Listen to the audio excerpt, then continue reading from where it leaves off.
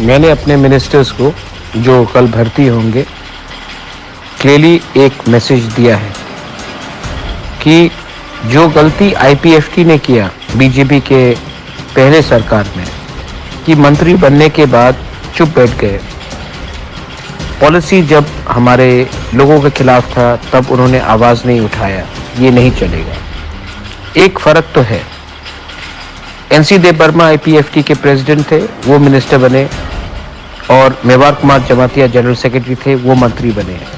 जिस दिन पार्टी का प्रेसिडेंट और जनरल सेक्रेटरी ही मंत्री बन जाता है तो मंत्री पद ज्यादा बड़ा हो जाता है और पार्टी छोटा हो जाता है।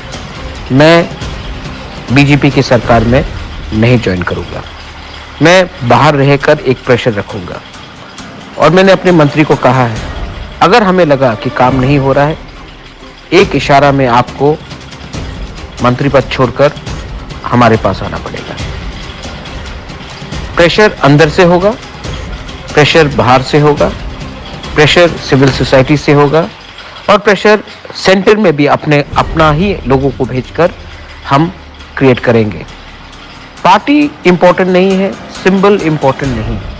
इंपॉर्टेंट है कि हम किस तरीके से अंदर घुस के प्रेशर रखें कि हमें अपना जमीन का, पॉलिटिकल राइट्स का, फंडिंग का, लैंग्वेज का, स्क्रिप्ट का, कल्चर का, ऐतिहासिक का करेक्शन मिले।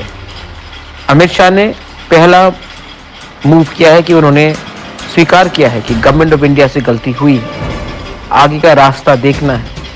लेकिन हमें हर तरीके से, हर तरफ से, अंदर से, बाहर से, सब जगह से प्रेशर रखना है। कैबिनेट के अंदर हमें प्रेशर रखना पड़ेगा, ये 2 मंत्री के थ्रू। आज पहली बार है कि 11 मंत्री में 5 तिपरासा होगा। संतना, ऋषिकेतु, अनिमेश, शुक्ला और विकास, सब तिपरासा है। पार्टी अलग हो सकता है लेकिन सब तिपरासा है। प्रेशर कैबिनेट में आपको रखना पड़ेगा। पार्टी के बाहर, कैबिनेट के बाहर मैं प्रेशर रखूंगा और सिविल सोसाइटी से भी आपको प्रेशर रखना है। अगर हम ईमानदार रहे तो पार्टी का इतना मतलब नहीं जाता जितना हमारा ईमानदारी मतलब रखता है। तो ईमानदारी से काम कीजिए, एडीसी में काम कीजिए, कैबिनेट के अंदर काम कीजिए और दिल्ली में भी अपना ही आदमी भेजेंगे जो हमें रुकावट ना दे। सिंबल इंपॉर्टेंट नहीं है, फिर से जो दिल्ली में हमें हेल्प करे, कैबिनेट के अंदर हमें हेल्प करे, एडीसी में हमें हेल्प करे और जो हमारे लोगों को हेल्प करे, ये सबसे इंपॉर्टेंट चीज है। बहुत लोग उल्टा सीधा बोलेंगे लेकिन नहीं, समय को देखकर इंडिया में आज पक्का हो गया है कि यही सरकार आएगी। तो हमें यही सरकार से कॉन्स्टिट्यूशनल सॉल्यूशन लाना है। ऑपोजिशन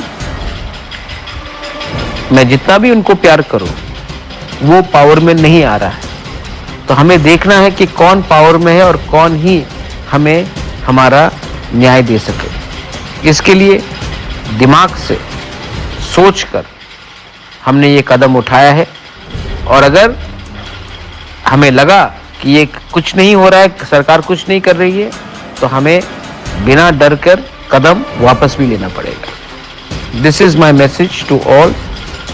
सोचिए, समझिए और राइट टाइम में राइट डिसीजन लीजिए। बेल आई नो हम बाय।